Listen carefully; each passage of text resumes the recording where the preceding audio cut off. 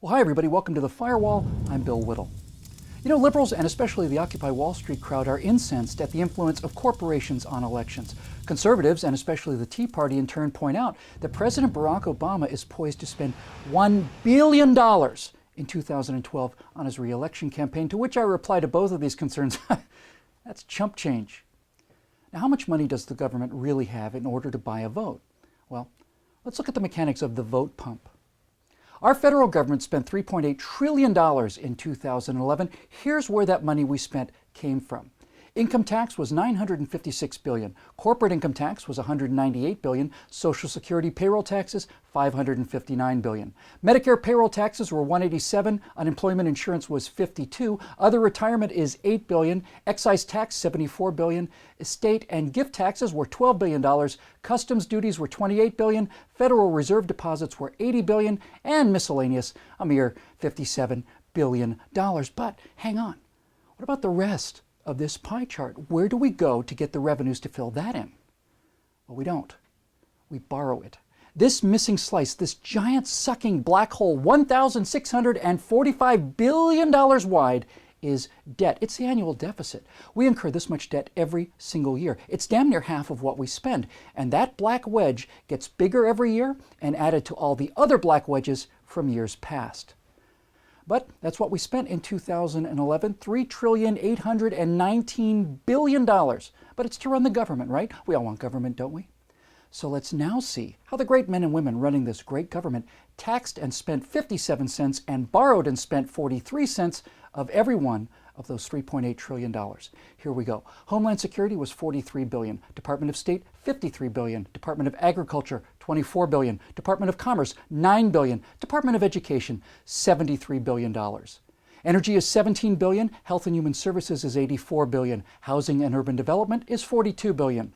Interior is 12, Justice is 24, Labor is 14, Transportation is 14, and the Treasury is $13 billion. The EPA is $10 billion. General Service Administration is $0.7 billion. Just to stop here for a second, that itty-bitty little slice behind me is what the government spends on all of their buildings, cars, all that stuff. Just that. NASA is $19 billion. Of course, we don't have any spacecraft anymore. Next is OCO, the Overseas Contingency Operations. That's the cost of the nation's wars, for those of you disinclined to use a liberal president's euphemism for war.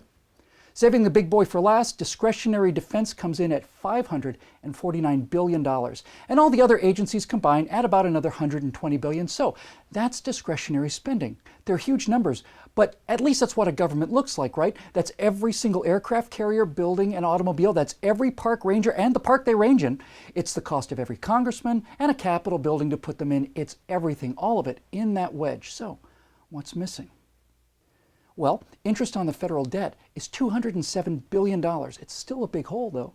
The rest of that hole is entitlement spending, and the government is not allowed to cut it by law. That money is promised to people in the form of entitlements, and it breaks out like this. Social Security is $742 billion, Medicare $488 billion, Medicaid $276 billion, and other mandatory spending, things like food stamps and unemployment benefits, that gets us up to 100%. So there it is.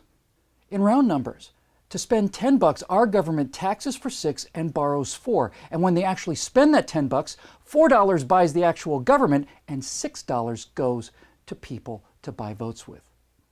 Now, what's even more disturbing is that it's generally true that the people who receive the most in benefits pay little or nothing in taxes. So people are voting themselves other people's money, which means it's not just a vote pump. It's a wealth redistribution pump, and it pumps $2.2 trillion every single year from people who work and pay taxes to people who often don't work and don't pay any taxes.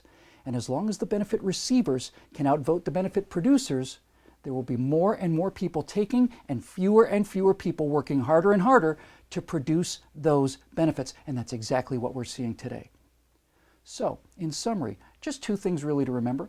First of all, the government brings in through taxation more than enough to run the actual government. We could all take a tax break and still buy every single thing that the government buys. We wouldn't have to cut a penny.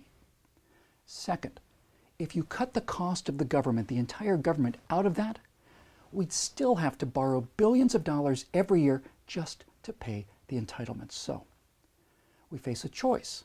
Now, one option is to cut back on this food supply and gradually but firmly reduce this entitlement dependence to what it was originally intended to be. Help for those who, through illness or physical incapacity, cannot help themselves, and return everyone else feeding on this food supply from the wealth consumer column to the wealth generator column. And that is going to be very, very, very difficult to do. Or we can let this continue until the system collapses, and that'll be sooner rather than later, and much sooner than many of you think. Then there won't be any benefits at all. And that solution to this unsustainable problem will in fact be very easy to implement. All we have to do is keep doing what we're doing right now.